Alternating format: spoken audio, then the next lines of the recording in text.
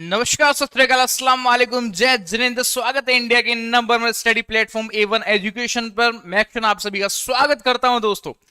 तो जोरों शोरों से शुरू करते हैं एक बहुत ही शानदार सेशन।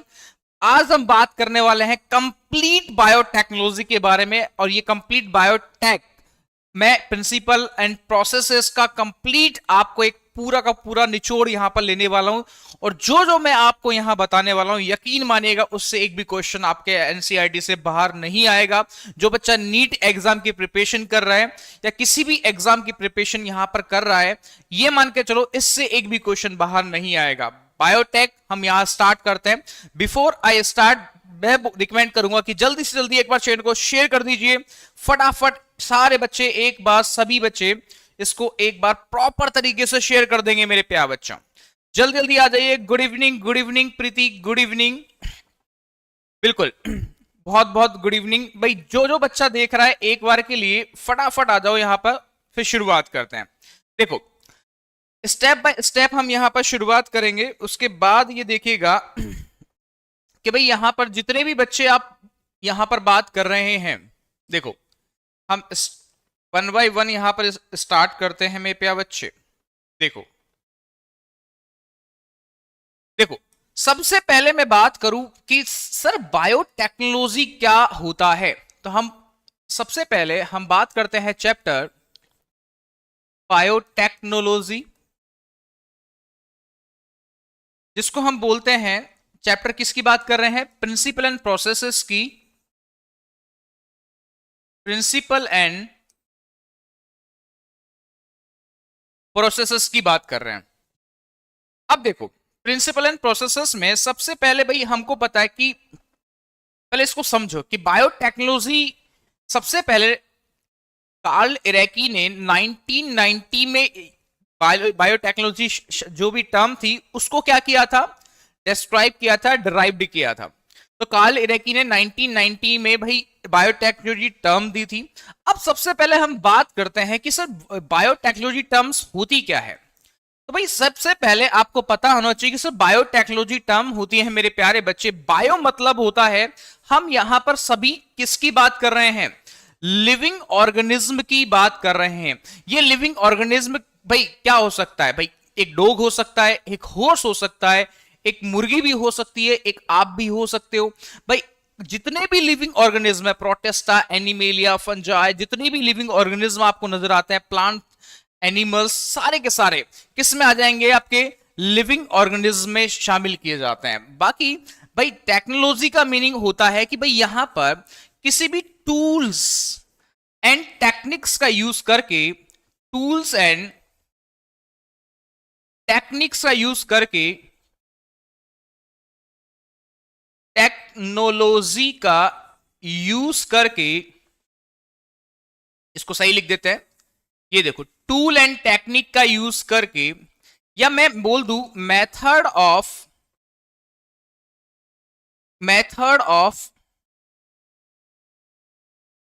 टेक्नोलॉजी का यूज करके हम क्या कर सकते हैं भाई, बायोटेक की स्टडी कर सकते हैं। बायोटेक में आप एग्जांपल, नॉर्मल एग्जांपल देखो, हम बात करते हैं ट्रेडिशनल बायोटेक्नोलॉजी की। ट्रेडिशनल बायोटेक्नोलॉजी में क्या, जैसे आपकी मम्मी घर पे क्या जमाती थी, घर पे नॉर्मली आपके दही जमाते हैं, दही जमाते हैं। अब कर्ड को भाई कैसे जमाते हैं, भाई दही को भाई थोड़ा सा, भाई दही जमाने के लिए दूध में हमने क्या डाला, जामल जिसको बोलते हैं, दही, खट्टा दही डाला। अब भाई जैसे ही हमने रात को उसको ढककर रखा, तो भाई क्या होता है, ट्रेडिशनल बायोटेक्नोलॉजी कहती है कि भाई जो लैक्टोबैसिलस होगा वो रात में इतना ज्यादा फैल जाएगा, इतना ज्यादा डेवलपमेंट होगा कि ये सुबह हमें क्या मिलेगा, एक पूरा का पूरा दही यहां पर मिलता है। तो ये कौन सी टेक्नोलॉजी हो जाती है, आपकी ट्रेडिशनल बायोटेक्नोलॉजी, बहुत पुराने जमाने से आ रही है। लेकिन मैं बात करूं कि इसके भाई प्रेजेंट टाइम में, तो भाई आप देखोगे कि बायोटेक्नोलॉजी में आप जनरली देखते हो कि भाई इनविट्रो फर्टिलाइजेशन की प्रोसेस होती है, जहां पर हम एक टेस्ट ट्यूब बेबी की बात करते हैं। टेस्ट ट्यूब बेबी में आपने क्या देखा होगा कि सर टेस्ट ट्यूब बेबी में हमने मेल गैमिट डाले, फीमेल गैमिट डाले, या हम एग डाल सकते हैं, दोनों को फ्यूजन करवाया, फर्टिलाइजेशन की प्रोसेस करवाई, और वहां पर एक जाइगोट बना दिया। जाइगोट से हमने एम्ब्रियो और मोरूला यहाँ पर स्टेज डेवलपमेंट यही होता है, यानी कि पूरा का पूरा फर्टिलाइजेशन की प्रोसेस कहाँ हो रही है, इन विट्रो यानी टेस्ट ट्यूब के अंदर हो रही है। तो ये क्या हो जाता है, मॉडर्न बायोटेक के एग्जांपल्स हो जाते हैं।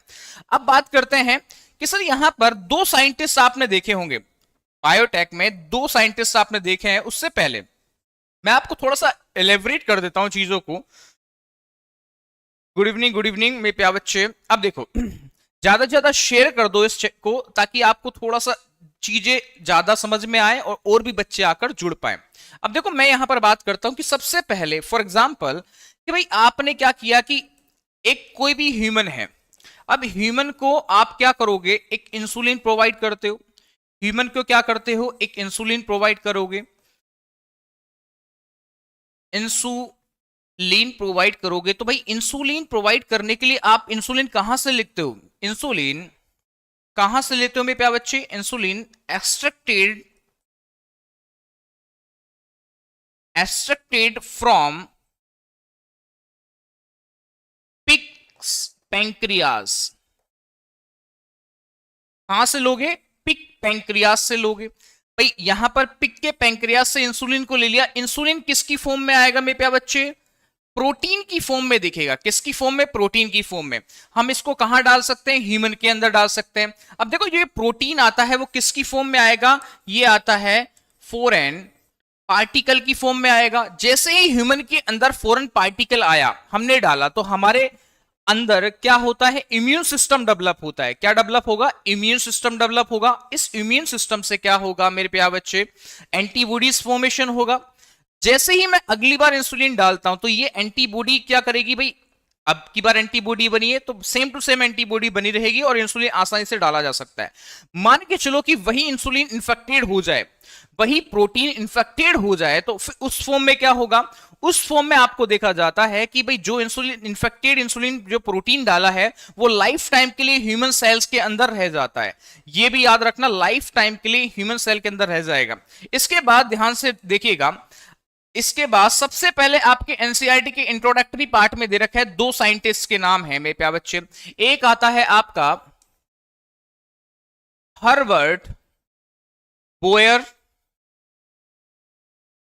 हर्बर्ट बोयर, और दूसरा है यहां पर स्टर्नले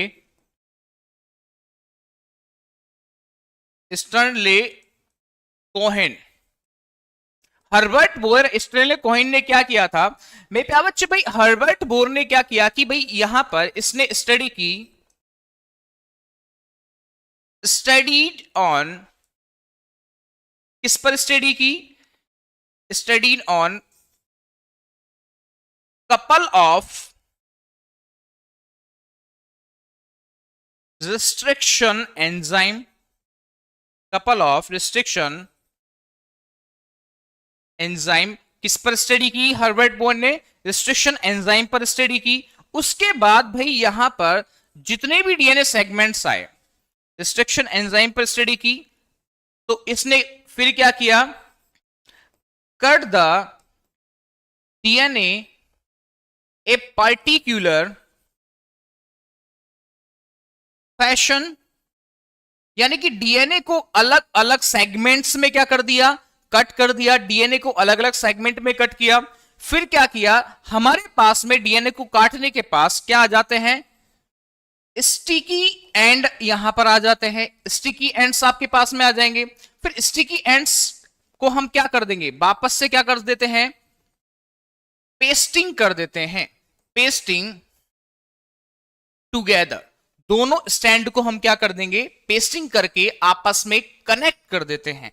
पेस्टिंग करके आपस में कनेक्ट कर देते हैं। अब देखो यहां पर इसके बाद मैंने क्या किया सर, एक साइंटिस्ट आया स्टर्नेले कोहेन। स्टर्नेले कोहेन ने क्या किया मेरे प्यारे बच्चे कि सर यहां पर इसने वर्क किया था, वर्क ऑन प्लाज्मिड। किस पर वर्क किया था, प्लाज्मिड पर वर्क किया था। किस पर वर्क किया मेरे प्यारे बच्चे, प्लाज्मिड पर वर्क किया। अब देखो मेरे प्यारे बच्चों, भाई इसने क्या किया, development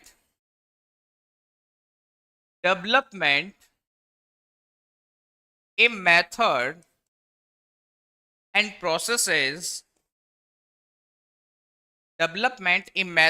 processes, removing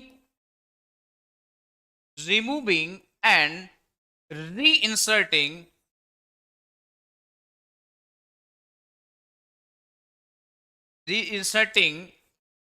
plasmid in bacteria, plasmid in bacteria. क्या देखा कि बैक्टीरिया के अंदर इसने दो चीजें डिफाइन की, बैक्टीरिया के अंदर इसने दो चीजें क्या डिफाइन की कि सर दो साइंटिस्ट आए हमारे पास में, हर्बर्ट बोयर एंड स्टर्ने कोहेन। दो साइंटिस्टों ने क्या देखा, सबसे पहले हर्बर्ट बोयर ने देखा कि सर इसने रिस्ट्रिक्शन एंजाइम्स के बारे में स्टडी की, सबसे पहले स्टडी करके उस रिस्ट्रिक्शन एंजाइम से क्या किया, एक डीएनए सेगमेंट को कट किया अलग अलग। भाई हमने बोला कि कट द डीएनए को अलग अलग पर्टिकुलर फैशंस में काट दिया, अलग अलग तरीकों से काट दिया। काटने के बाद हमारे पास में स्टिकी एंड्स मिल गए। स्टिकी एंड्स मिलने के बाद हमने क्या किया, उन दोनों डीएनए को क्या कर दिया, पेस्टिंग कर दी। दोनों डीएनए की क्या कर दी, हमने आपस में जोड़ दिया सेगमेंट्स को। अब देखो दूसरा साइंटिस्ट स्टर्ने कोहेन साहब ने क्या किया कि सर यहां पर इन्होंने वर्क ऑन प्लाज्मिड पर वर्क किया। प्लाज्मिड पर वर्क करने के बाद मेरे प्यारे बच्चे इन्होंने क्या डेवलप किया, एक मेथड एंड प्रोसेसेस डेवलप की। कौन सी, रिमूविंग एंड रीइंसर्टिंग प्रोसेस यहां पर डेवलप की। रिमूविंग एंड रीइंसर्टिंग प्रोसेस डेवलप की किसमें, प्लाज्मिड इन बैक्टीरिया के लिए। याद रखना, अब दोनों ने क्या किया, दोनों ने मिलाकर एक रिकॉम्बिनेंट डीएनए के का फॉर्मेशन किया, यानी कि कंस्ट्रक्शन क्या किया, एक कंस्ट्रक्शन किया किसका, रिकॉम्बिनेंट डीएनए का। 1972 के अंदर दोनों ने क्या किया, रिकॉम्बिनेंट किया। तो मैं अगला बोल सकता हूं, नेक्स्ट स्लाइड पर हम लेते हैं। देखिए कि पहला साइंटिस्ट कौन सा है हमारा, Herbert Boyer end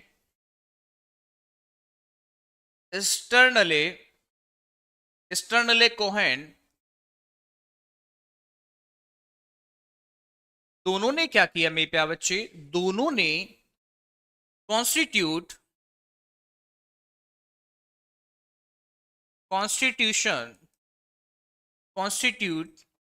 of recombinant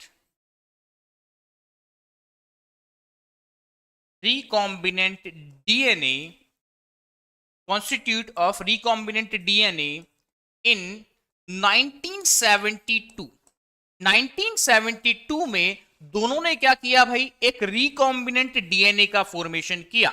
दोनों साइंटिस्ट कौन से, हर्बर्ट बोयर और स्टर्ने कोहेन ने ये आपका क्या किया, डिराइव्ड किया। अब देखो यहां पर मजे वाली बात क्या है मेरे प्यारे बच्चों, इन 1972 की बात करते हैं।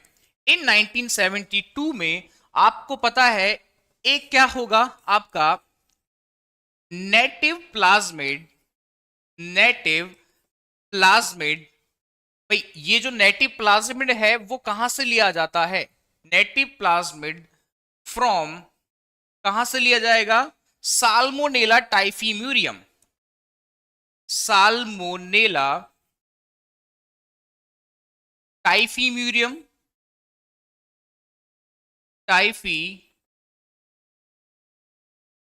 से लिया जाता है।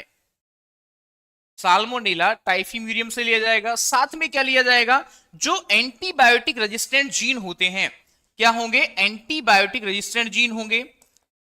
एंटीबायोटिक रेजिस्टेंट जीन होंगे। दोनों मिलकर क्या करते हैं मेरे प्यारे बच्चों, दोनों मिलकर क्या करेंगे, दोनों मिलकर फर्स्ट रिकॉम्बिनेंट डीएनए का फॉर्मेशन कर लेते हैं। किसका, फर्स्ट रिकॉम्बिनेंट डीएनए का फॉर्मेशन कर लेंगे। ये कर लेंगे फर्स्ट, इनके पास में क्या बन जाता है, फर्स्ट रिकॉम्बिनेंट डीएनए बन जाता है। ये देखो ये जो जीन बना, ये कौन सा जीन है आपका, ये आपका एंटीबायोटिक रेजिस्टेंट जीन है, एंटीबायोटिक रेजिस्टेंट जीन है। और दूसरा क्या है हमारे पास में, ये प्लाज्मिड बना। इन दोनों को मिलाकर हमने बोल दिया कि ये क्या है, that's called the first recombinant DNA. इनको मिलाकर हम बोल देंगे कि दिस इज द फर्स्ट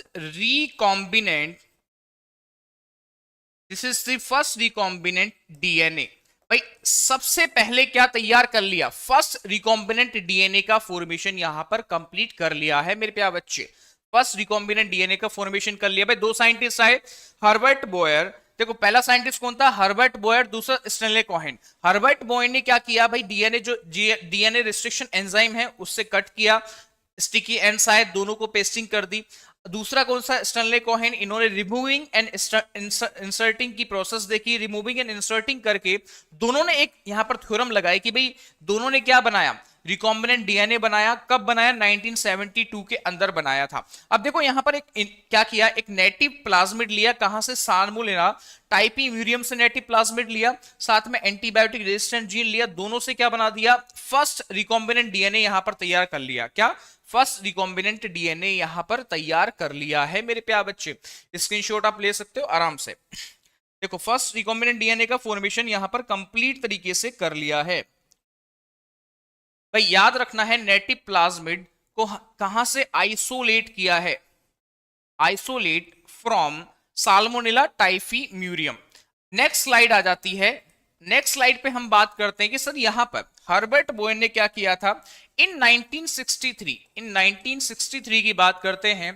1963 में क्या देखा कि सर यहां पर इसको हमने डिराइव किया दो एंजाइम्स में, isolation of two enzyme, isolation of two enzymes. भाई दो एंजाइम कौन कौन से हैं, पहला है आपका एंडोन्यूक्लियस, एंडोन्यूक्लियस में एंजाइम को डिराइव किया। सेकंड है मिथाइलेज। भाई यहां पर सिंपल सी बात है, जो एंडोन्यूक्लियस है वो क्या करेगा, मिथाइलेटेड करेगा, मिथाइलेशन करेगा किसका, डीएनए और आरएनए का मिथाइलेशन प्रोसेस करता है। ये क्या करता है भाई, cut non methylated, cut the non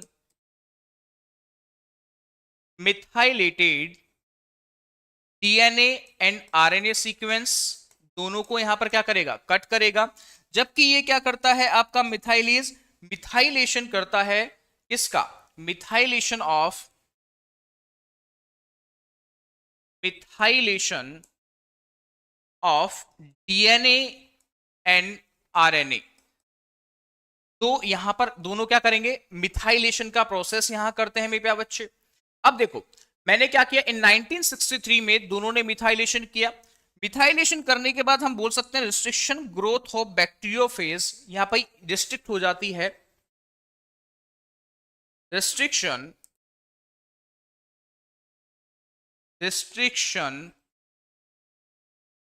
growth of bacteriophage in E coli में रिस्ट्रिक्ट हो जाती है बैक्टीरियोफेज की ग्रोथ, यहां पर रिस्ट्रिक्ट हो जाती है, ये याद रखना है आपको। अब देखो यहां पर मैंने क्या किया कि सर आप ये बोल सकते हैं कि 900 रिस्ट्रिक्शन एंजाइम्स आइसोलेट किए जाते हैं लगभग कितने से, 230 स्ट्रेन ऑफ बैक्टीरिया। तो आप एक नोट डाल के लिख सकते हैं कि 900 restrictions enzyme, 900 restriction enzyme, 900 restriction enzyme isolate from, कहां से आइसोलेट करेंगे मेरे प्यारे बच्चों, isolate from 230 strain of bacteria, isolate from 230 strain of bacteria. और मेरे प्यारे बच्चे यहां से क्वेश्चन बनता है, देखो मैंने क्या बताया कि सर दो साइंटिस्ट हमारे पास में आए थे, दो साइंटिस्ट कौन कौन से थे, Herbert Boyer and Stanley Cohen. Herbert Boyer ने क्या बोला कि सर, हर्बर्ट बॉयर ने रिस्ट्रिक्शन एंजाइम के बारे में बताया, उन्होंने डीएनए को कट किया, स्टिकी एंड्स मिले, दोनों की पेस्टिंग कर दी। अब दूसरा साइंटिस्ट था हमारे पास में कोहेन साहब, स्टैनले कोहेन साहब ने स्टडी की, वर्क ऑन प्लाज्मिड भाई वर्क करके उन्होंने दो चीज यहां पर डिस्कवर की, मेथड डिस्कवर किए। भाई इन्होंने डीएनए को रिमूविंग और रीइंसर्टिंग करने का भाई प्रोसेस ढूंढ लिया। अब दोनों ने मिलकर क्या किया, फर्स्ट रिकॉम्बिनेंट डीएनए दिया इन 1972 में। 1972 में भाई क्या किया इन्होंने, एक नया रिकॉम्बिनेंट डीएनए यहां पर फॉर्मेशन किया। भाई इसको हम क्या बोलते हैं, फर्स्ट रिकॉम्बिनेंट डीएनए। भाई ये क्या होता है आपका, कब दिया गया था, 1972 में दिया गया। अब इसके बाद आता है 1963। 1963 में आपको याद रखना है कि आइसोलेशन ऑफ टू एंजाइम्स, दो एंजाइम का आइसोलेशन यहां पर किया गया। फर्स्ट एंजाइम कौन सा है, एंडोन्यूक्लियस। कौन सा है, एंडोन्यूक्लियस। आपको देखो दूसरा एंजाइम क्या है, मिथाइलेज। तो एंडोन्यूक्लियस एंजाइम क्या करेगा मेरे प्यारे बच्चे, भाई ये करेगा cut non methylated DNA in RNA. भाई नॉन मिथाइलेटेड डीएनए आरएनए को कट करेगा। साथ में भाई मिथाइलेज क्या करेगा, methylation of DNA and RNA, methylation करता है डीएनए और आरएनए का मिथाइलेशन करेगा। साथ में देखो मेरे प्यारे बच्चे, restriction growth of bacteriophage in E coli. भाई यहां पर इससे क्या हो जाएगी, रिस्ट्रिक्ट हो जाती है ग्रोथ, कहां पर, बैक्टीरियोफेज की ई कोलाई के अंदर यहां पर रिस्ट्रिक्ट हो जाती है।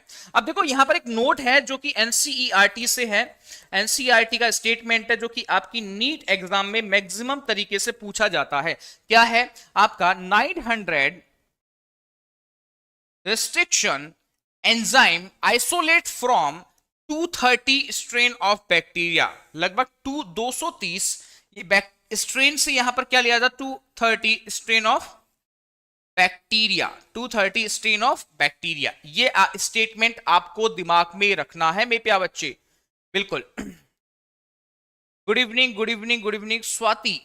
डाउट बताओ स्वाति, क्या डाउट है आपको, फटाफट आप कमेंट करके मुझे अपना डाउट भी यहां पर फॉर्म कर सकते हो, अपना डाउट यहां फॉर्म कर सकते हो मेरे प्यारे बच्चे। अब देखो मैं यहां पर बात करता हूं टाइप्स ऑफ न्यूक्लियस की बात करते हैं, टाइप्स ऑफ न्यूक्लियस की बात करते हैं। जल्दी जल्दी कमेंट करके मुझे बताओ, प्लाज्मिड बैक्टीरियोफेज के पास होता है। भाई प्लाज्मिड बैक्टीरियोफेज के पास होगा, लेकिन भाई यहां पर हमने क्या बोला है कि रिस्ट्रिक्शन ग्रोथ होती है बैक्टीरियोफेज इन इकोलाई। इकोलाई भाई यहां पर इसके पास में से जो ग्रोथ होगी वो यहां पर रिस्ट्रिक्ट हो जाती है, किसके थ्रू, भाई methylation of DNA in RNA के थ्रू यहां पर इसकी जो ग्रोथ होगी वो यहां पर रिस्ट्रिक्ट हो जाएगी, या रिस्ट्रिक्ट मतलब रुक जाती है, बैक्टीरियोफेज की ग्रोथ यहां पर रुक जाती है। भाई ई कोलाई तो क्या है, बैक्टीरिया होता है, क्या होता है, बैक्टीरिया। देखो प्लाज्मिड बैक्टीरियोफेज के पास होगा, प्लाज्मिड क्या होगा, एक एक्स्ट्रा डीएनए की फॉर्म में काम आता है। और प्लाज्मिड को हम कहां डालते हैं, एक किसके अंदर डालेंगे, बैक्टीरिया के अंदर डालेंगे। बैक्टीरिया क्या होगा, इकोलाई होगा। अब इकोलाई के कारण भाई यहां पर इसकी ग्रोथ रुक जाएगी। अगर मैंने बोला रिस्ट्रिक्शन ग्रोथ के कारण भाई बैक्टीरियोफेज की ग्रोथ रुक जाती है कहां पर, बैक्टीरिया में, तो ऑब्वियसली हम बात किसकी कर रहे हैं, प्लाज्मिड को ही डालेंगे, सिंपल सी बात है। अब देखो नेक्स्ट बात करते हैं टाइप्स ऑफ न्यूक्लियसेस की, टाइप्स ऑफ न्यूक्लियसेस। देखो यहां पर दो तरह के हमने एंजाइम्स डिराइव किए हैं। फर्स्ट वन इज आपका endonuclease, endonuclease, first one is endonuclease. भाई समझ में आया तो भाई यहां बताओ स्वाति फटाफट से। First one is the endonuclease and second one is exonuclease. अब मुझे बताओ यहां पर कि भाई एंडोन्यूक्लियस क्या होता है, कमेंट करके बताओ एंडोन्यूक्लियस क्या होगा, एक्सोन्यूक्लियस क्या होगा। भाई आप सिंपल सा बता सकते हो कि भाई जो एंडोन्यूक्लियस है, मान के चलो कि मैंने ये डीएनए सेगमेंट लिया, अगर डीएनए सेगमेंट को मैंने कहां से कट किया, डीएनए सेगमेंट को अगर मैं अंदर से कट कर रहा हूं, इनर साइड से कट कर रहा हूं, तो भाई हमारे पास एक क्या आता है, ब्लंट एंड आएगा, सिंपल सी बात है। भाई ये अगर अंदर से कट कर रहा हूं इसको हम क्या बोलते हैं, एंडोन्यूक्लियस। अगर मैंने डीएनए सेगमेंट, ये आपका डीएनए सेगमेंट है, इस डीएनए सेगमेंट को कहां से, इसके सिरों पे से कट कर रहा हूं, तो ये क्या हो जाएगा, एक्सोन्यूक्लियस। आपको पता है कि सर यहां पर मैंने बोला कि सर जो एंडोन्यूक्लियस है वो भी हम दो तरह से देखते हैं, आपका type 1 and type 2, type 1 and type 2 endonuclease की बात करते हैं। जो टाइप 2 है यहां पर यूज आता है, यूज्ड इन आरडीटी, कहां पर यूज करते हैं, रिकॉम्बिनेंट टेक्नोलॉजी के अंदर यूज किया जाता है, रिकॉम्बिनेंट टेक्नोलॉजी के अंदर यूज किया जाता है, कौन सा, एंडोन्यूक्लियस। अब हमारे सिलेबस में क्या है, एंडोन्यूक्लियस है, तो तो एंडोन्यूक्लियस के बारे में डिटेल से यहां पर स्टडी करते हैं मेरे प्यारे बच्चे। देखो हम बात करते हैं किसके बारे में, एंडोन्यूक्लियस। तो भाई यहां पर आ जाता है restriction endonuclease enzyme, restriction endonuclease nucleus enzyme. Restriction endonuclease enzyme क्या होता है? देखो रिस्ट्रिक्शन एंडोन्यूक्लियस एंजाइम की बात करते हैं। आपको पता है कि सर हमने जब रिस्ट्रिक्शन एंडोन्यूक्लियस की बात की तो रिस्ट्रिक्शन एंडोन्यूक्लियस एंजाइम को कहां से कट किया, अंदर से कट किया। तो भाई हमारे पास में दो तरह के एंजाइम आपके पास में आते हैं। कौन कौन से एंजाइम आएंगे? पहला एंजाइम आता है आपका हिंड सेकंड। पहला रिस्ट्रिक्शन एंजाइम कौन सा है? Hind second. और दूसरा कौन सा है? Eco R1। कौन सा है? Eco R1। रिस्ट्रिक्शन एंजाइम कौन सा? हिंड सेकंड और इको R1। अब देखो यहां पर मैंने क्या बोला मेरे प्यारे बच्चे कि देखो यहां पर जो आपका हिंड सेकंड है और इको R1 में आपको क्या देखना है, ई क्या है। यहां पर ई आता है मेरे प्यारे बच्चे किसकी फॉर्म में आएगा? ई आता है इसका जीनस की फॉर्म में, ये जीनस होता है। को क्या होता है? ये इसकी स्पीसीज की फॉर्म में आता है, इसकी स्पीसीज की फॉर्म में। आर क्या है यहां पर?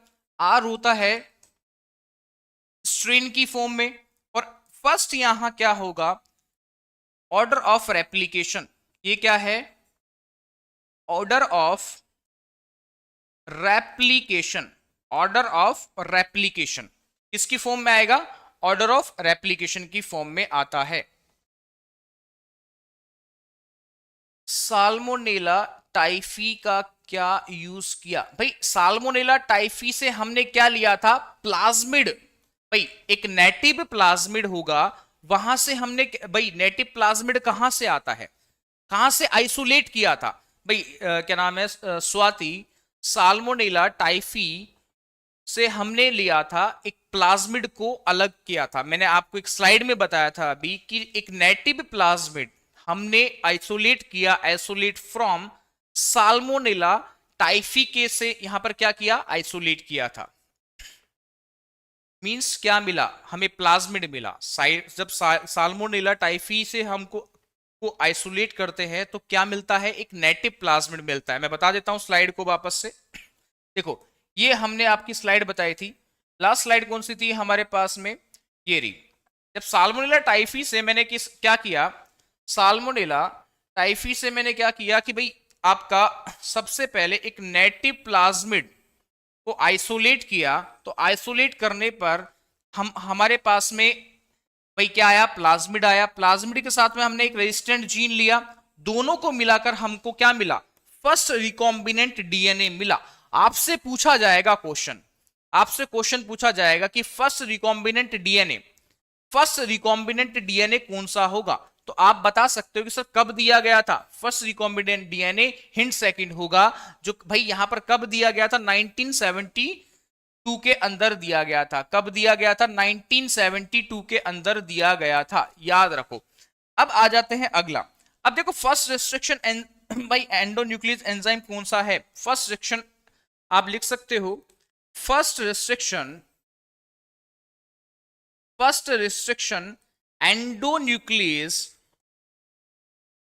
न्यूक्लियस एंजाइम कौन सा होगा? हिंड सेकंड होगा। अब इसमें मैं एक सीक्वेंस लेता हूं, इसी में एक सीक्वेंस लेता हूं, इसको बोलते हैं पैलेंड्रोमिक सीक्वेंस।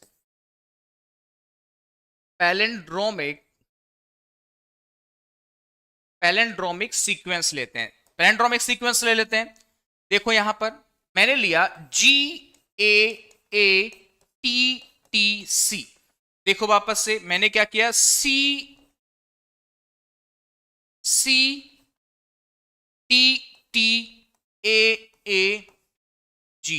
देखो ये सीक्वेंस क्या होता है? जैसे फॉर एग्जांपल हमने बोला मलयालम, मलयालम को अब आगे से पढ़ो या पीछे से पढ़ो, दोनों सेम आता है।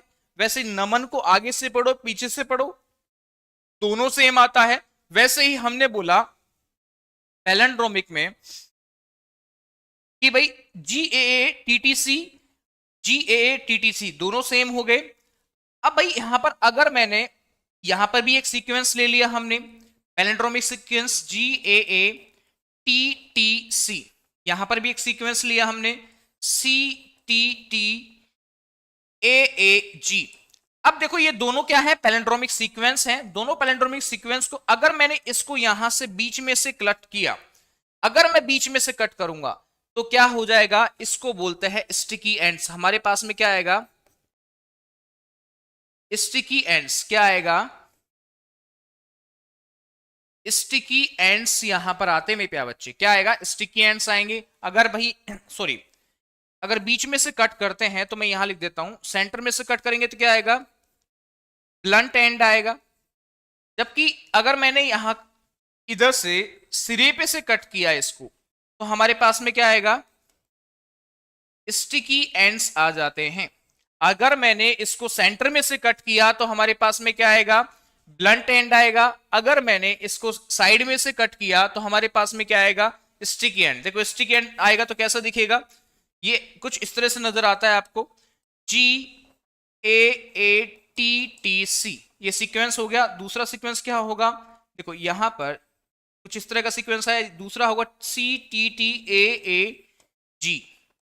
ये सीक्वेंस आपको नजर आता है, इसको हम बोलते हैं पैलिंड्रोमिक सीक्वेंस। क्या बोलेंगे इसको, पैलिंड्रोमिक सीक्वेंस मेरे प्यारे बच्चे बोलते हैं इसको। स्क्रीनशॉट ले लो, देख लो फटाफट से स्टिकी एंड्स क्या होगा। अब बात करते हैं क्लोनिंग वेक्टर की।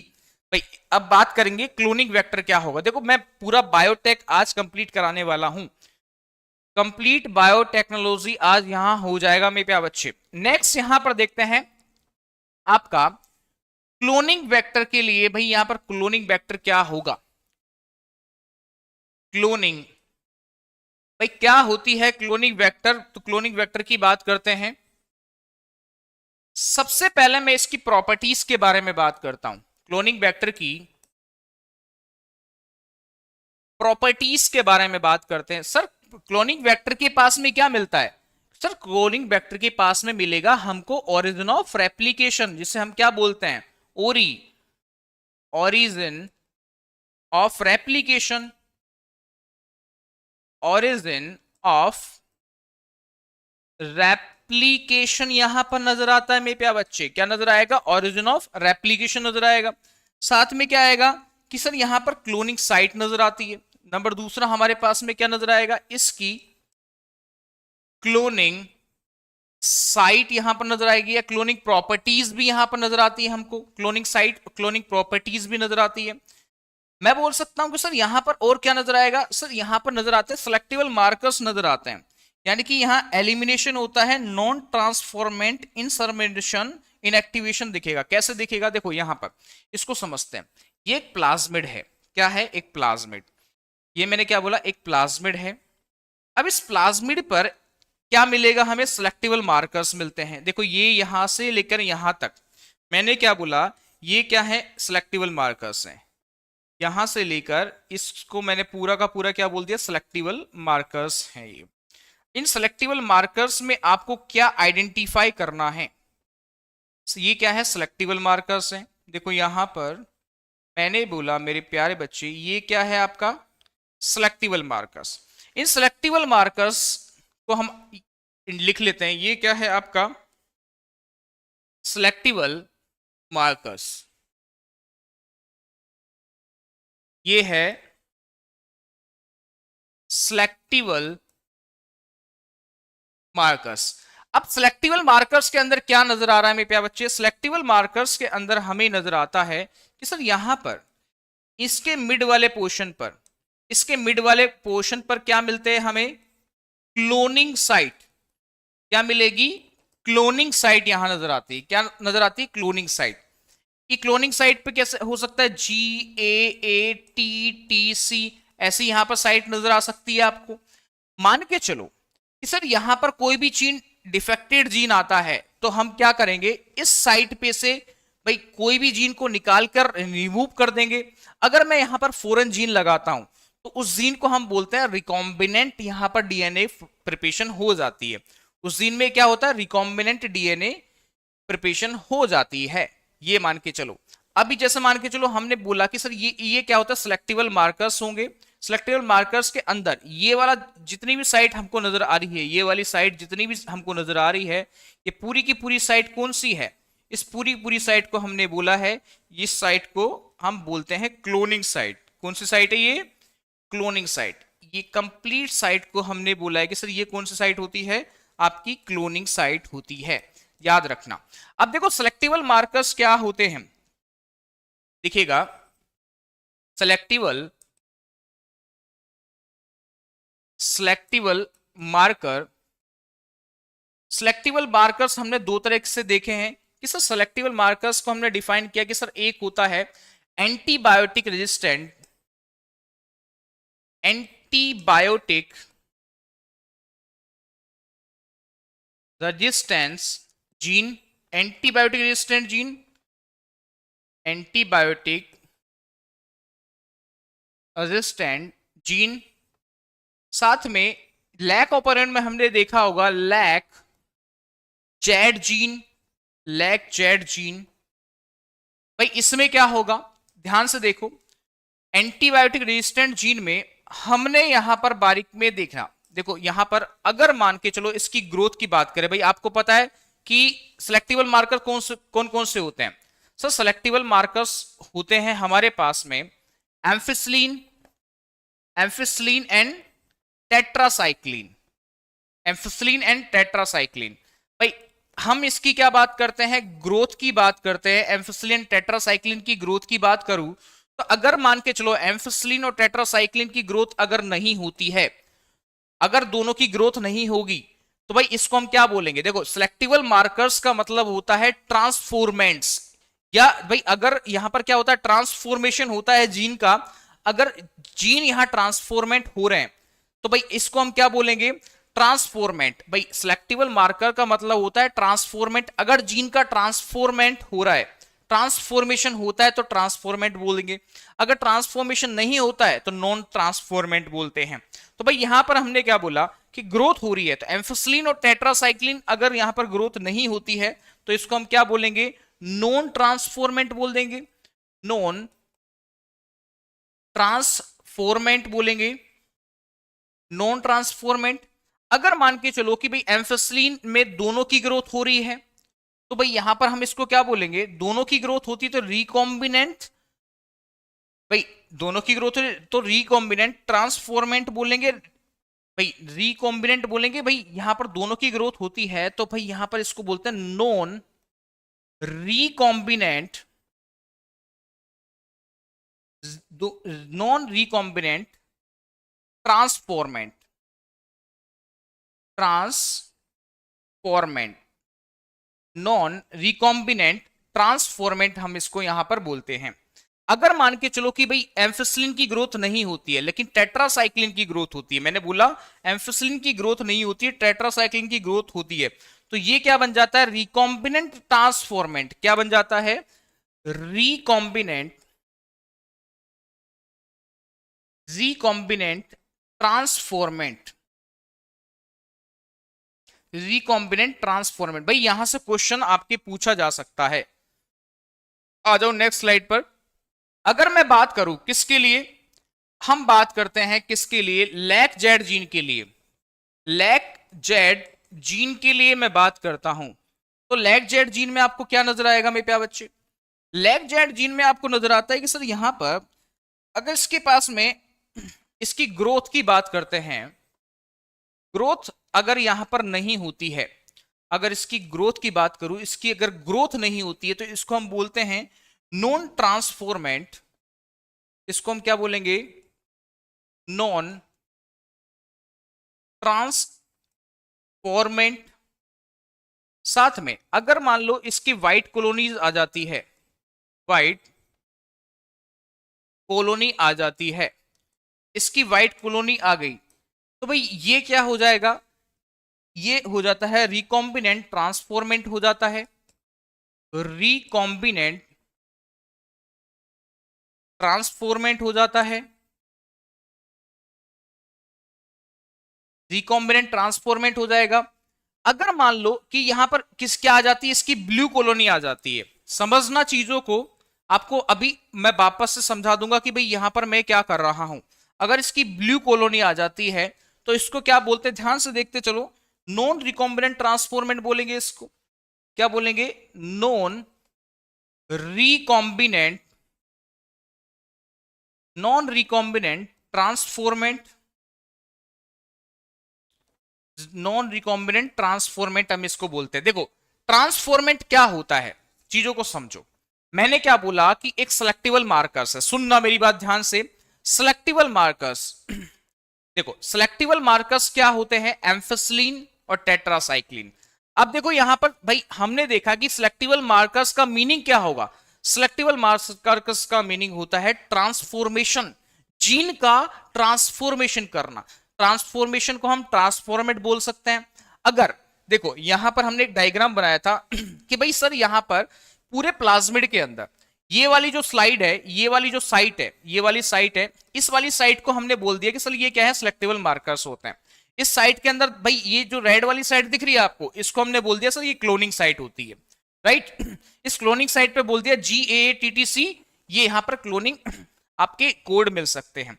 अब देखो यहां पर क्या हो रहा है, अगर मान लो मुझे यहां पर कोई भी भारी जीन लगाना है, फॉरेन जीन को यहां पर लगाना है, तो भाई यहां पर क्या होगा, मैं कोई दूसरा जीन यहां पर लगा रहा हूं तो भाई एक तरह से क्या होगा, ट्रांसफॉर्मेंट हो जाएगा। अगर मैं कोई जीन यहां पर चेंज नहीं कर रहा हूं, उसको हम नॉन ट्रांसफॉर्मेंट यहां पर बोल देंगे। क्या बोल देंगे? नॉन ट्रांसफॉर्मेंट हम बोल देंगे। तो भाई आप इसका भी स्क्रीनशॉट ले सकते हैं और इसका भी स्क्रीनशॉट ले सकते हैं। ये हमने लैग जेड जीन के लिए बोला था और ये सिलेक्टिबल मार्कर्स के लिए हमने यहां पर बोला था।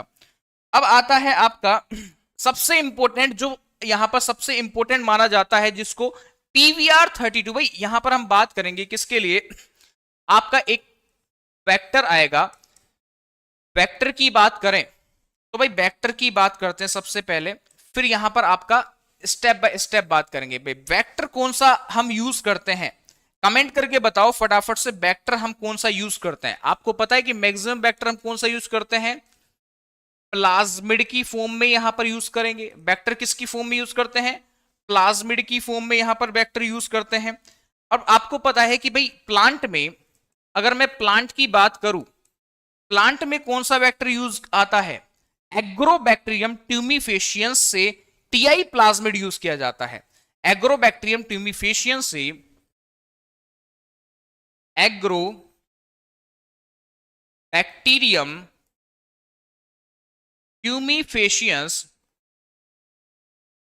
एग्रोबैक्टीरियम ट्यूमीफेशियंस से भाई क्या एक्सट्रैक्ट किया जाता है, एक्सट्रैक्ट किया जाता है टीआई प्लाज्मिड। अब ये टीआई प्लाज्मिड के पास क्या मिलेगा, टीडीएनए मिलेगा मेरे प्यारे बच्चे। और जो टीडीएनए है ये आगे जाके क्या कर देता है भाई, टीडीएनए देखो यहां पर मैंने क्या बोला, एग्रोबैक्टीरियम ट्यूमीफेशियंस होगा। एग्रोबैक्टीरियम ट्यूमीफेशियन प्लांट के अंदर हम बैक्टीरिया की बात करते हैं, भाई इसमें टीआई प्लाज्मिड मिलेगा। टीआई प्लाज्मिड के पास में टीडीएनए मिलता है। अब ये टीडीएनए एक डिजीज पैदा कर देता है, यानी क्या करेगा, कैंसर कर देगा। इस कैंसर को क्या नाम देते हैं, इस कैंसर को नाम देते हैं क्राउन गोल। क्या है, क्राउन गोल। भाई अगर मान के चलो किसी भी व्यक्ति के क्राउन गोल डिजीज होती है तो उसके अंदर कौन सा ऐसा डीएनए है जिसको हटाकर, अगर मैं वो डीएनए को हटा दूं तो वो डिजीज भाई यहां पर खत्म हो सकती है। तो भाई याद रखना, ऐसे कौन सा डीएनए, टी डीएनए को वहां से हम रिमूव कर दें तो आपका जो कैंसर होता है, क्राउन गोल डिजीज होगी, वो वहां से रिमूव की जा सकती है मेरे प्यारे बच्चे। अब देखो दूसरी, भाई आपको पता होना चाहिए कि एनिमल के लिए कौन सा यहां पर वेक्टर यूज किया जाता है, ये एग्जाम में पूछा जाता है। एग्जाम में आपसे सीधा सीधा पूछ लेगा, प्लांट के लिए टीआई प्लाज्मिड होगा, जबकि एनिमल के लिए क्या होगा, रेट्रोवायरस। क्या है, रेट्रोवायरस। रेट्रोवायरस हम किसके लिए यूज करते हैं, एनिमल के लिए रेट्रोवायरस यहां पर यूज करेंगे मेरे प्यारे बच्चे। अब देखो यहां पर इसका एक एग्जांपल लेते हैं। एग्जांपल प्लाज्मिड का एग्जांपल है, ये वाला याद कर लेना जो नीट एग्जाम में बहुत बार पूछा जाता है। इसका एक एग्जांपल हम लेते हैं जिसको बोलते हैं PVR 332, PVR 332। भाई ये क्या होता है, वेरी वेरी इंपॉर्टेंट भाई, ये नीट एग्जामिनेशन में पूछा गया है मल्टीपल टाइम्स। 2018, 19, 22, 24 और 25 में इससे यहां पर सवाल पूछे गए हैं, किससे? पीवीआर 322 से। अब देखो यहां पर मैं वेरी वेरी इंपॉर्टेंट है इसलिए बता रहा हूं। देखो पी का मतलब होता है मेरे प्यारे बच्चे प्लाज्मिड। पी का मतलब क्या होगा? प्लाज्मिड। अब देखो यहां पर मैं इसको थोड़ा सा क्लीन करता हूं। प्लाज्मिड के साथ में देखो यहां पर मैंने बोला बी का मतलब क्या होगा? बी एक साइंटिस्ट का नाम है। कौन सा साइंटिस्ट है? बोलीबर। कौन सा साइंटिस्ट है? बोलीबर। आर भी क्या है? एक साइंटिस्ट का नाम है। साइंटिस्ट कौन सा है? रोड्रिगस। रोड्रिगस। Rodrigues scientist. ये क्या है? नंबर्स होते हैं। अब इसमें सबसे पहले मैं किसकी बात करूं? देखो पीवीआर 332 आपको याद हो जाएगा। यहां से मैक्सिमम क्वेश्चन आते हैं प्रीति, मैक्सिमम क्वेश्चंस। देखो यहां पर मैंने क्या बोला कि सबसे पहले हम इसकी बात करते हैं क्लोनिंग साइट। कौन सी साइट? क्लोनिंग साइट के बारे में बात करते हैं। देखो क्लोनिंग साइट कौन कौन सी साइट होगी क्लोनिंग की? सबसे पहली क्लोनिंग साइट में बात करें तो भाई सबसे पहले इसमें आते हैं सिलेक्टिबल मार्कर्स, या मैं इसमें बोल दूं यहां पर सबसे पहले यहां पर क्या आते हैं आपके सिलेक्टिबल मार्कर्स में? एम्फिसिलीन हो गया। एम्फिसिलीन भाई, एम्फिसिलीन के बाद कौन कौन सी यहां पर क्या मिलेगी? क्लोनिंग साइट मिलती है। एम्फिसिलीन के पास में हमें यह मिलती है पीवीयू फर्स्ट, पीवीयू फर्स्ट, साथ में पीएसटी फर्स्ट। याद रखना PVU first and PST first यहां पर मिलता है। साथ में दूसरी साइट कौन सी होती है? सेकंड साइट होती है हमारे पास में टेट्रासाइक्लिन। टेट्रासाइक्लिन कौन सी होती है मेरे प्यारे बच्चे? टेट्रासाइक्लिन होती है पाम H1, पाम H1 और सोल फर्स्ट, बाम H1 और सोल फर्स्ट। सेकंड यहां पर हम बात करें, सेकंड क्या होगा? सेकंड हम बात करते भाई क्या मिलेगा? आउटसाइड ऑफ द मार्कर्स कौन कौन से होंगे यहां पर? Outside of selectable markers, outside of selectable markers कौन से होते हैं? सेलेक्टिबल मार्कर्स, मार्कर्स कौन कौन से होते हैं? इसको हम वापस से लिख लेते हैं। सेलेक्टिबल मार्कर्स आपको पता है क्ले फर्स्ट किस में आएगा? सिलेक्टिबल मार्कर्स में आएगा। इको R1 किस में आता है? क्ले फर्स्ट के अंदर आता है। इको R1 किसके अंदर आएगा आपका? Outside of the selectable markers. देखो ये पीवीआर 332 की बात कर रहे हैं, पीवीआर 332 की बात कर रहे हैं। और इसमें और क्या आ जाता है आपका? हिंट सेकंड क्या आ जाएगा? हिंट सेकंड किस में आएगा आपका? Outside of the selectable markers. ये क्लोनिंग साइट की बात कर रहे हैं मेरे प्यारे बच्चे। किसकी? क्लोनिंग साइट की। अब इसमें आता है एक साइट वो आती है आरओपी। आरओपी ये क्या होता है भाई? Enzyme of the replication. भाई हम बोल सकते हैं रेप्लिकेशन ऑफ द एंजाइम या एंजाइम ऑफ द रेप्लिकेशन की बात करें तो भाई यहां पे क्लोनिंग साइट कौन सी होगी? PVU second. कौन सी साइट होती है? PVU second, PVU second. अब देखो यहां पर मैंने क्या बोला कि सर यहां पर और कौन कौन सी साइट यहां नजर आती है? आपको पता है selectable markers, selectable marker, selectable markers कौन कौन से होते हैं? Ampicillin and tetracycline. Ampicillin and tetracycline. ROP क्या होता है? ये होता है enzyme of the replication, enzyme of replication, enzyme of replication को हम क्या बोलते हैं? आरओपी। एक होता है ओरी। ओरी क्या होगा? Origin of replication. क्या होगा? Origin of replication, origin of replication. ओरी को क्या बोलते हैं? Origin of replication. ये आपको पीवीआर 322 के अंदर 332 के अंदर याद रखना है मेरे प्यारे बच्चे। पीवीआर 332 ये एग्जाम में मैक्सिमम बार पूछा जाता है। देखो यहां पर आपको याद क्या करना है? पीवीआर 32 में आपको याद रखना है पी का मतलब होता है प्लाज्मिड, बी क्या है बॉलीवर, आर क्या है रोड्रिगस, जो साइंटिस्ट के नाम होते हैं 332।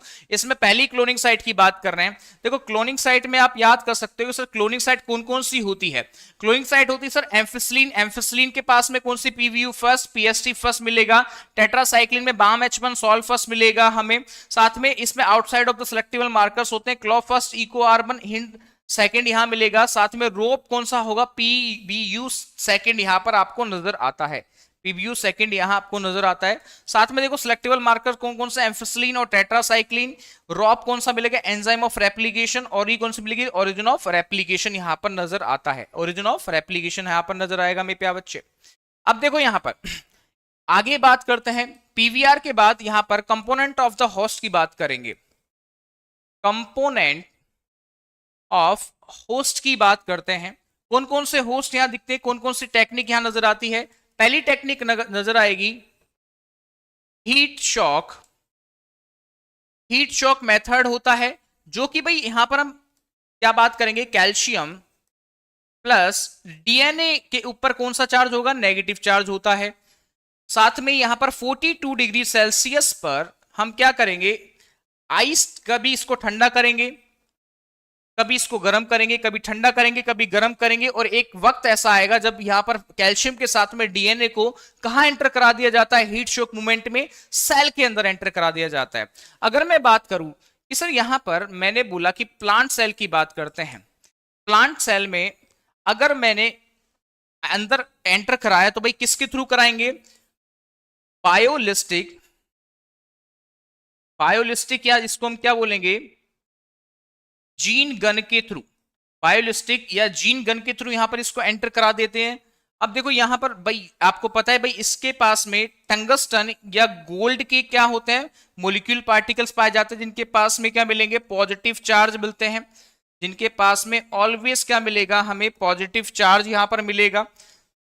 देखो इसके साथ साथ में क्या होगा कि सर यहां पर मैं बात करूं एनिमल सेल के लिए, किसके लिए एनिमल सेल के लिए हम बात करते हैं। तो एनिमल सेल के लिए हम क्या यूज करते हैं माइक्रो इंजेक्शंस यूज करते हैं मेरे प्यारे बच्चे। क्या करेंगे माइक्रो इंजेक्शन का यूज किया जाता है। क्या माइक्रो इंजेक्शंस का यूज किया जाता है। तीनों टेक्निक्स याद रखना है कि भाई एक सेल के अंदर अगर हमको डीएनए एंटर करवाना है, एक सेल के अंदर अगर हमको डीएनए एंटर करवाना है तो तीन प्रोसीजर आते हैं heat shock, plant cell, animal cell. Heat shock में क्या होगा कैल्शियम प्लस डीएनए को हम एंटर करवा सकते हैं कब जब इसको हाई टेम्परेचर यानी 42 डिग्री सेल्सियस पर ठंडा करेंगे फिर गर्म करेंगे, फिर ठंडा करेंगे फिर गर्म करेंगे। एक मोमेंट ऐसा आएगा जब कैल्शियम और डीएनए को एंटर करवा दिया जाता है। सेकंड यहां आता है भाई प्लांट सेल में एंटर करवाने तो हम किसके थ्रू करवाएंगे बायोलिस्टिक या जीनगन के थ्रू करवाते हैं। और ये आपको पता है डीएनए के पास नेगेटिव चार्ज होगा तो भाई बायोलिस्टिक के साथ आसानी से एंटर कर जाता है। अब भाई एनिमल सेल में करवाएंगे तो माइक्रो इंजेक्शन के थ्रू हम एंटर करवा सकते हैं, ये याद रखना। अब इसके बाद भाई component of the cells, component of the host complete हुआ। इसके बाद आता है हमारा process of the recombinant DNA technology. भाई याद रखो अगला हेडिंग क्या है हमारा प्रोसेस ऑफ आरडीटी। क्या होगा प्रोसेस ऑफ आरडीटी, क्या होगा कि सबसे पहले हम क्या करेंगे आइसोलेशन ऑफ किसको डीएनए को आइसोलेट करेंगे। आइसोलेशन ऑफ डीएनए फ्रॉम कहां से सेल से डीएनए को अगर हम आइसोलेट करते हैं तो कैसे करते हैं मेरे प्यारे बच्चे देखिएगा। सबसे पहले मैंने आइसोलेट किया इसको, सेल को आइसोलेट करने पर क्या हुआ कि सर सबसे पहले हम अगर मान लो सेल को आइसोलेट करते हैं भाई हमारे पास में क्या मिलेगा डीएनए सेगमेंट्स मिलते हैं। मैं सबसे पहले क्या करूंगा सेल को ब्रेक करूंगा, यानी कि मैं बोल सकता हूं कि ब्रेक डाउन ऑफ सेल को ब्रेक डाउन करने के लिए अगर मान लो कि ये सेल कैसी है प्लांट सेल है, प्लांट सेल में कौन सा एंजाइम यूज करते हैं सेल्यूलेज एंजाइम के थ्रू यहां पर इसको ब्रेक डाउन करते हैं। अगर मान लो ये एनिमल सेल होती है, एनिमल सेल है तो हम इसको ब्रेक डाउन कैसे करेंगे मेरे प्यारे बच्चे। अगर ये एनिमल सेल होगी तो हम इसको ब्रेक डाउन करते हैं लाइगेज से, सॉरी जाइम एंजाइम के थ्रू यहां पर इसको हम ब्रेक डाउन कर देंगे अगर एनिमल सेल है। अगर यहां पर फंगल सेल है, फंगल सेल को यहां पर किसके काइटिनेज एंजाइम के थ्रू यहां पर इसको हम ब्रेक डाउन कर देते हैं। आपको पता है ब्रेक डाउन करने के बाद यहां पर हमारे पास में क्या भाई, हमको चाहिए क्या, हमें चाहिए डीएनए, लेकिन हमारे पास में क्या आएगा, डीएनए भी आएगा, आरएनए भी आएगा, प्रोटीन भी आएगा, आपको पता है। तो भाई यहां पर हम क्या कर सकते हैं कि भाई हमारे पास में जो भी मटेरियल हमको मिलता है, फॉर एग्जांपल हमने एनिमल सेल का डिराइव्ड किया, अलग किया, तो भाई हमारे पास में क्या आ गया, डीएनए भी आया, आरएनए भी आया, और क्या आया, प्रोटीन भी आया, आरएनए भी आया, प्रोटीन। लेकिन हमें चाहिए क्या, हमें चाहिए सर कि हमें सिर्फ डीएनए चाहिए, बाकी आरएनए को क्या कर देंगे भाई, यहां पर हमने बोला कि डाइजेशन ऑफ आरएनए की बात करें तो भाई डाइजेशन किसके थ्रू करूंगा, यहां पर डाइजेशन कर देंगे आरएनए का राइबो न्यूक्लियस के थ्रू, राइबो न्यूक्लियस के थ्रू इस आरएनए का डाइजेशन कर देते हैं। प्रोटीन का डाइजेशन किससे करेंगे, digestion of protein, digestion of protein, अगर मैं डाइजेशन करूं प्रोटीन का तो भाई कैसे डाइजेशन होगा, किसके थ्रू होगा भाई, न्यूक्लियस, भाई राइबो न्यूक्लियस के थ्रू हमने किसका डाइजेशन कर दिया है, राइबो न्यूक्लियस के थ्रू हमने आरएनए का डाइजेशन कर दिया है। जबकि प्रोटीन का डाइजेशन के लिए हम क्या करेंगे, यहां पर प्रोटीएज एंजाइम यूज करते हैं, प्रोटीएज एंजाइम के थ्रू यहां पर इसका डाइजेशन कर देंगे। डाइजेशन मतलब इसको हमने डाइजेस्ट कर दिया। अब हमारे पास में बचा क्या, हमारे पास में बचा है डीएनए सेगमेंट, हमारे पास में क्या बचा है, डीएनए सेगमेंट। देखो मैंने क्या बोला कि सर हमें एक सेल से डीएनए को आइसोलेट करना है, डीएनए को आइसोलेट करना है, कैसे करेंगे भाई, पहले सेल को ब्रेक डाउन करेंगे। ब्रेक डाउन करने के लिए भाई सबसे पहले प्लांट सेल को ब्रेक डाउन करना है। अगर प्लांट सेल की सेल वॉल को मुझे ब्रेक डाउन करना है तो भाई सबसे पहले कौन सा एंजाइम यूज होगा, सेलुलोज एंजाइम। अगर भाई एनिमल सेल की सेल वॉल को ब्रेक डाउन करना है तो लाइसोजाइम एंजाइम यूज करेंगे। अगर मान लो कि फंगल सेल की सेल वॉल की यहां ब्रेक डाउन करना है तो काइटिनेज एंजाइम यूज होगा। भाई हमारे पास में क्या क्या मिला, ब्रेक डाउन करने के बाद हमारे पास में डीएनए मिला, आरएनए मिला और प्रोटीन मिला। भाई हमें चाहिए क्या, डीएनए चाहिए, बाकी चीजें नहीं चाहिए। तो भाई हम क्या करेंगे, आरएनए को डाइजेस्ट कर देंगे किसके थ्रू, राइबो न्यूक्लियस के थ्रू। जबकि प्रोटीन को डाइजेस्ट कर देते हैं किसके थ्रू, यहां पर प्रोटीएज के थ्रू यहां डाइजेस्ट कर देते हैं। अब भाई क्या होगा, भाई इसको हम जो डीएनए आया है इसको चिल्ड एथेनॉल के अंदर डालते हैं। क्या डालते हैं, चिल्ड एथेनॉल के अंदर डालते हैं। इसका आप स्क्रीनशॉट ले लीजिए फटाफट से। इसको हम कहा डालेंगे, चिल्ड एथेनॉल के अंदर डालेंगे पहले इसका। फिर यहां पर क्या है, प्रिसिपिटेशन, यहां पर डीएनए की टेक्निक मिल जाती है। तो भाई आगे मैं प्रोसेस बढ़ाता हूं। तो भाई यहां पर हुआ क्या, भाई सर हमारे पास में एक डीएनए मिला, इस डीएनए का हमने क्या कर लिया, यहां पर सेंट्रीफ्यूगेशन की प्रोसेस की, सेंट्रीफ्यूगेशन की प्रोसेस की। तो हमें क्या मिलेगा, हमें यहां पर क्या मिलेगा, जब सेंट्रीफ्यूगेशन की प्रोसेस करने पर हमें एक डीएनए मिल जाता है पूरा प्रॉपर तरीके से। हमारे पास में प्रॉपर डीएनए आ गया था, प्रॉपर डीएनए मिल जाएगा सेंट्रीफ्यूगेशन करने से। अब इस डीएनए को हम कहां डालेंगे, इस डीएनए को डालते हैं चिल्ड एथेनॉल में, एथेनॉल के अंदर डालेंगे। चिल्ड एथेनॉल में डाल दिया। चिल्ड एथेनॉल में डालने पर भाई एक प्रोसेस में शामिल हो जाता है जिसे हम बोलते हैं प्रिसिपिटेशन की process, precipitation of DNA segment हो गया। अब हम इसमें भाई इसको क्या करेंगे, हम इसको जो डीएनए बना है उसको हम बाहर निकाल लेते हैं। बाहर कैसे निकालेंगे, स्पूलिंग ऑफ डीएनए, डीएनए जो बना है उसको हम बाहर निकाल लिया जाता है। स्पूनिंग ऑफ डीएनए, डीएनए को वापस से बाहर निकाल लिया जाता है। यानी कि जो टेस्ट ट्यूब होगी, टेस्ट ट्यूब में से भाई कोई भी चम्मच टेस्ट ट्यूब में से डाल के इसको बाहर निकाल लिया जाता है। तो भाई यहां पर से हमारे पास में क्या आ जाएगा, डीएनए सेगमेंट आ गया।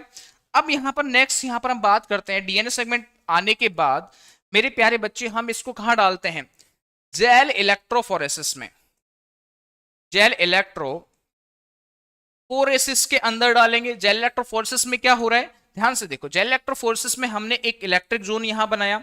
इलेक्ट्रिक जोन में यहां पर देखो एक सेगमेंट यहां बनाया जिसमें क्या क्या डाला हमने, ये तो आपके हमने डाला है इसमें अनडाइजेस्टेड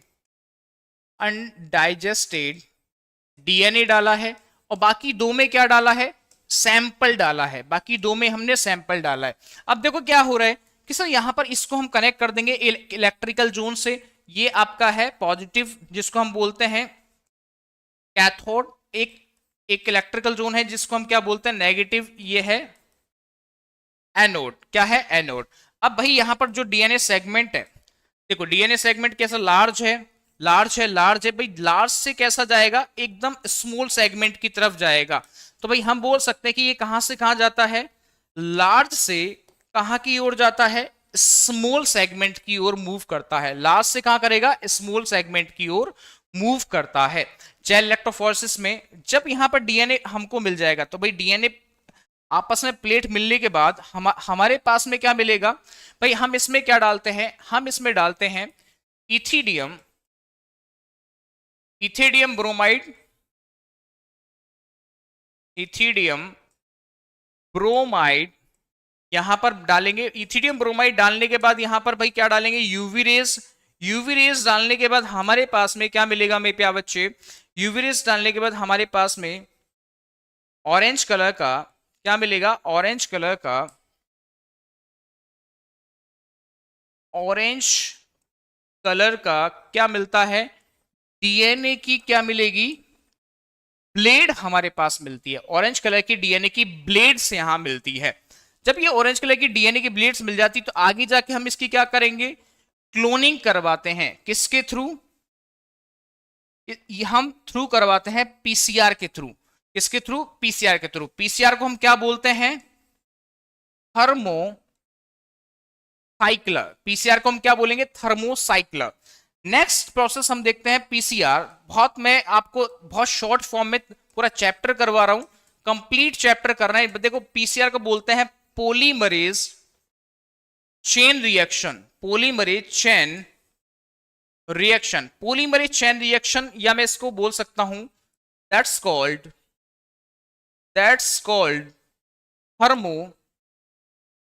थर्मोसाइक्लर। क्या बोलेंगे, थर्मोसाइक्लर। इसको हम क्या नाम देते हैं, थर्मोसाइक्लर भी नाम देते हैं। क्या नाम देते हैं, थर्मोसाइक्लर। अब देखो मेरे प्यारे बच्चे, मैंने क्या बोला कि सर यहां पर सबसे पहले भाई अलग अलग टेम्परेचर यूज किए जाते हैं। देखो सबसे पहले हम यहां पर यूज क्या क्या करते हैं, यूज क्या क्या आता है हमारे पास में, यहां पर आता है आपका प्राइमर, प्राइमर यूज आता है। सेकंड देखो यहां पर क्या क्या यूज आएगा, प्राइमर यूज आएगा। प्राइमर यूज क्या करता है, प्राइमर का काम होता है भाई ये फ्री ओएच जोन प्रोवाइड करते हैं। किसके लिए, डीएनए एक्सटेंशन के लिए। तो मैं यहां पर लिख दूं कि सर यहां पर ये प्रोवाइड करते हैं, provide OH free zone for extension, for extension. Number second आता है tag polymerase, tag polymerase, tag polymerase. Tag polymerase क्या काम करेगा सर, ये टैग पॉलीमरेज किससे आता है, टैग पॉलीमरेज आता है थर्मस एक्वेटिकस से, थर्मस एक्वेटिकस से आएगा। और ये कहां मिलता है, मैक्सिमम भाई कहां मिलेगा, थर्मस एक्वेटिकस मिलता है मेरे प्यारे बच्चे, हॉट स्प्रिंग्स के अंदर, हॉट स्प्रिंग्स के अंदर देखा जाता है। हॉट स्प्रिंग के अंदर देखा जाएगा थर्मस एक्वेटिकस। याद रखना मैक्सिमम भाई यहां पर टेम्परेचर झेल सकता है, मैक्सिमम टेम्परेचर झेल सकता है, इसलिए हम किसका यूज करते हैं, थर्मस एक्वेटिकस। भाई ये क्या है, जिसमें हम टैग पॉलीमरेज एंजाइम का यहां पर यूज करते हैं। किसका, टैग पॉलीमरेज एंजाइम का यूज यहां पर करते हैं। हाई टेम्परेचर के लिए सबसे स्टेबल प्रोडक्ट माना जाता है ये, हाई टेम्परेचर के लिए सबसे स्टेबल प्रोडक्ट यहां पर हमने क्या लिया, आपका थर्मस एक्वेटिकस। मैं लिख देता हूं यहां पर हाई टेम्परेचर के लिए यहां पर क्या होता है, स्टेबल होता है। हाई टेम्परेचर के लिए क्या होगा, स्टेबल होगा। अब देखो यहां पर नंबर थर्ड क्या यूज आएगा, D N T Ps plus magnesium यहां पर यूज होगा। डी एंड टी पीज क्या है यहां पर, डी ऑक्सी, देखो यहां पर लिख देता हूं, इसको पूरा लिख देते हैं, D oxy ribose, D oxy ribose nucleotide, nucleotide deoxyribose nucleotide triphosphate, deoxyribose nucleotide triphosphate यहां पर यूज आता है। देखो ये हमने तीनों को यूज लिया भाई, तीनों को कौन को, डीएनटीपीज। और फिर लास्ट में हम क्या लेंगे, एक चीज यहां पर ले लेते हैं जिसको हम बोलते हैं नंबर 4, डीएनए के सैंपल यहां पर लेते हैं। पीसीआर में क्या क्या लेते हैं, डीएनए के सैंपल्स यहां क्या लेते हैं। देखो ये सारा का सारा चीज क्या बोला कि पीसीआर पॉलीमरेज चेन रिएक्शन अगर मुझे करनी है, पॉलीमरेज चेन रिएक्शन को हम बोलते हैं कि सर ये क्या हो गया, थर्मोसाइक्लर प्रोसेस होगी। हमने पीसीआर को थर्मोसाइक्लर भी बोला है मेरे प्यारे बच्चे। अब देखो इसमें क्या क्या चाहिए, एक प्राइमर चाहिए। प्राइमर क्या कराता है, प्राइमर आपको भाई OH फ्री जोन प्रोवाइड करता है, किसके लिए, डीएनए के extension, for DNA extension. DNA extension के लिए क्या करेगा, प्राइमर फ्री जोन देगा। टैग पॉलीमरेज हाई टेम्परेचर पर स्टेबल प्रोडक्ट माना जाता है। साथ में भाई कहां मिलेगा, थर्मस एक्वेटिकस से मिलेगा, हॉट स्प्रिंग से मिलेगा। साथ में भाई आपको पता है कि भाई ये क्या है, इसके पास में हाई टेम्परेचर मिलेगा और ये एक खुद में एक एंजाइम होता है। नंबर 3 डीएनटीपी, जिसको बोलते हैं डीऑक्सीराइबोज न्यूक्लियोटाइड ट्राइफॉस्फेट। अब यहां पर लास्ट क्या है, डीएनए सैंपल्स। नेक्स्ट आ जाओ, अब हम पीसीआर टेक्निक्स में भाई टेम्परेचर यूज करते हैं। तो भाई ध्यान से देखो, भाई पीसीआर की जब हम टेक्निक करते हैं तो नंबर 1 होता है डीनेचुरेशन या डीनेचुरेटिंग प्रोसेस करूंगा। तो भाई यहां पर जो डीएनए फ्रेगमेंट्स हैं, डीएनए फ्रेगमेंट्स हैं, वो क्या हो जाते हैं, ब्रेक हो जाते हैं, या इनके बीच के जो बोन्ड्स होंगे, इनके बीच के बोन्ड्स होंगे वो क्या हो जाएंगे, ब्रेक हो जाते हैं। डीएनए फ्रेगमेंट्स के जो बोन्ड्स हैं, मैंने बोला 5 prime to 3 prime, 5 prime to 3 prime, ये जब ब्रोक हो जाएंगे तो भाई यहां पर डीएनए के फ्रेगमेंट्स अलग अलग फॉर्म में आपको दिखेंगे, अलग अलग फॉर्म में आपको यहां पर दिखेंगे। इसको हम बोलते हैं डीनेचुरेशन। क्या बोलेंगे इसको, डीनेचुरेशन। और ये कितने टेम्परेचर होगा, लगभग 95 डिग्री सेल्सियस पर आपको नजर आता है। नंबर दूसरा होता है एनेलिंग करते हैं इसकी। एनेलिंग कैसे करते हैं, एनेलिंग कैसे करेंगे मेरे प्यारे बच्चे, एनेलिंग करते हैं लगभग 55 डिग्री सेल्सियस पर, यानी कि मैं बोल दूं 50 से यानी 50 टू 60 डिग्री सेल्सियस पर आपको एनेलिंग दिखेगा, जिसमें जो दोनों डीएनए के फ्रेगमेंट्स हैं, जो दोनों डीएनए के फ्रेगमेंट्स हमें यहां नजर आ रहे हैं, 5 prime to 3 prime, 5 prime to 3 prime, दोनों पर आके क्या जुड़ेगा, प्राइमर आके जुड़ेगा। और ये आगे जाके क्या करता है, आगे जाके पूरा का पूरा स्टैंड का फॉर्मेशन यहां पर करता है। यानी कि यहां पर क्या काम करेगा भाई, डीएनए पोलीमराइजेशन, डीएनए पोलीमराइजेशन करेगा, डीएनए पोलीमराइज काम आएगा और एक नए स्टैंड का फॉर्मेशन यहां पर कर लेता है। फिर हम डीएनए का एक्सटेंशन करते हैं। डीएनए का एक्सटेंशन करने के लिए भाई नंबर 3 टेक्निक कौन सी आती है, एक्सटेंशन। एक्सटेंशन में क्या होगा, एक्सटेंशन में आपका टैग पॉलीमरेज एंजाइम यूज हम लेते हैं। टैग पॉलीमरेज एंजाइम हमने यूज लिया। टैग पॉलीमरेज एंजाइम जैसे ही हमने यूज लिया तो भाई यहां पर एक्सटेंशन करेंगे तो एक डीएनए सेगमेंट से यहां कितने डीएनए सेगमेंट्स हमें मिल जाते हैं, 5 prime to 3 prime, 5 prime to 3 prime. देखो यहां पर कितने सेगमेंट मिल गए, 2 न्यू सेगमेंट्स मिल गए, 5 prime to 3 prime, 5 prime to 3 prime. 2 DNA के न्यू सेगमेंट्स यहां पर हमको मिल जाते हैं, किसके अंदर, पीसीआर टेक्निक्स के अंदर। तो हमें क्या मिल गए, डीएनए न्यू डीएनए फ्रेगमेंट यहां पर मिल गए हैं, या मैं बोल दूं डीएनए के 2 फ्रेगमेंट्स यहां मिल गए। ये कौन सी आपकी टेक्निक हो जाती है। और ये एक्सटेंशन में जो टेम्परेचर आपको नजर आता है लगभग यहां पर आपको 74 डिग्री सेल्सियस के समथिंग नजर आएगा। पूरा का पूरा आप देख सकते हो कि भाई 74, या मैं बोल सकता हूं लगभग 72 डिग्री सेल्सियस पर भी ये आपको नजर आता है। तो ये पूरा का पूरा टेम्परेचर का खेल है।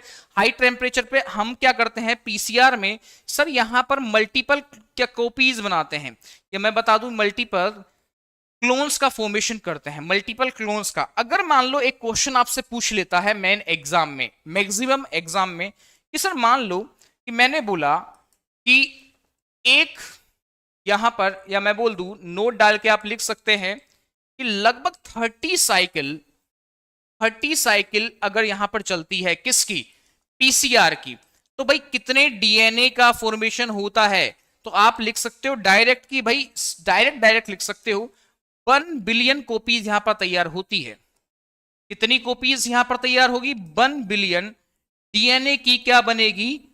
कॉपी यहां पर बन जाती है। ये एनसीईआरटी का सवाल है, एनसीईआरटी का सवाल है जो आपसे पूछ लेगा। याद रखना मैंने क्या बताया था अभी, पूरा का पूरा पीसीआर की प्रोसेस बताइए, ध्यान से देख लीजिए। पूरा का पूरा पीसीआर की प्रोसेस बताइए, ध्यान से देख लीजिए। अब देखो यहां पर बात आती है हमारे पास में, लास्ट टॉपिक आता है इसका बायोरिएक्टर। कौन सा टॉपिक आता है? बायोरिएक्टर। देखो यहां पर बायोरिएक्टर की बात करते हैं। बायोरिएक्टर में मैंने बात की कि सर यहां पर इसका जो वॉल्यूम होता है, इसका वॉल्यूम लगभग कितना होगा? सर इसका वॉल्यूम होता है लगभग 10 टू 1000 लीटर। इसका वॉल्यूम कितना है? 10 टू 1000 लीटर। ये कंट्रोल एंड मेंटेनेंस करता है। देखो यहां पर control growth, control growth by maintain, control growth by maintain. भाई क्या क्या मेंटेन करेगा? ये मेंटेन करता है टेम्परेचर, पीएच मेंटेन करेगा, सॉल्ट को मेंटेन करता है, साथ में क्या करेगा? विटामिन्स को मेंटेन करेगा, ऑक्सीजन को मेंटेन करता है, साथ में सबस्ट्रेट को मेंटेन करता है। क्या करेगा? सबस्ट्रेट को मेंटेन करता है। याद रखना क्या क्या मेंटेन करता है? Temperature, pH, salt, vitamin, substrate को क्या करेगा? मेंटेन करता है। कौन? आपका बायोरिएक्टर्स में। बायोरिएक्टर का काम ही होता है कि भाई लगभग मेंटेनेंस का काम होगा। किसका? मेंटेनेंस का। भाई ये बायोरिएक्टर के मेन कैरेक्टर्स है। अब इसकी बात करते हैं भाई, ये इसमें क्या होगा कि सर यहां पर कुछ टाइप्स के बायोरिएक्टर्स आपको देखने को मिलते हैं। देख लेते हैं यहां पर। इसके टाइप्स की बात करता हूं मैं, इसके टाइप्स की बात करता हूं तो भाई स्टेप बाय स्टेप टाइप देखेंगे कि भाई बायोरिएक्टर का एक टाइप आता है यहां पर simple striated bioreactor, simple striated bioreactor, या मैं इसको बोल सकता हूं बायोरिएक्टर टैंक। बायोरिएक्टर टैंक में क्या हो रहा है sir? Simple striated bioreactor tank में यहां पर क्या हो रहा है? वेसल्स के अंदर हम क्या देखते हैं? वेसल्स के अंदर, वेसल्स के inner side, inner side of the vessels, यहां पर हमको क्या नजर आता है कि भाई इसमें क्या है कि कल्चर लगे होते हैं, कल्चर लगे होते हैं, इम्पीलर्स लगे होते हैं, इम्पीलर्स लगे होते हैं भाई जो इसको घुमाने का काम करते हैं। और क्या लगे होते हैं? Foam breakers. भाई फोम ब्रेकर्स ब्लेड्स यहां लगे होते हैं, फोम ब्रेकर्स ब्लेड यहां पर लगे होते हैं। तो दूसरा बायोरिएक्टर्स कौन सा होता है? स्पर्ज्ड बायोरिएक्टर्स। कौन सा होगा? स्पर्ज्ड, स्पर्ज्ड बायोरिएक्टर्स होता है। दूसरा कौन सा है? स्पर्ज्ड बायोरिएक्टर्स बायोटैंक। दो बायोरिएक्टर्स आपको यहां पर देखने, जो सिंपल सा काम होता है इनका। इसमें सिंपल्स में क्या बोला? कल्चर्स लगे होते हैं जो घुमाने काम करते हैं, इंपेलर्स लगे होते हैं, फोम ब्रेकर्स प्लेटेट लगी होती है, और इसमें एसिड और पीएच का भी क्या किया जाता है? मेंटेनेंस किया जाता है। एसिड और पीएच को भी क्या किया जाता है? मेंटेनेंस किया जाता है। स्पर्ज बायोरिएक्टर टैंक्स में क्या होते हैं?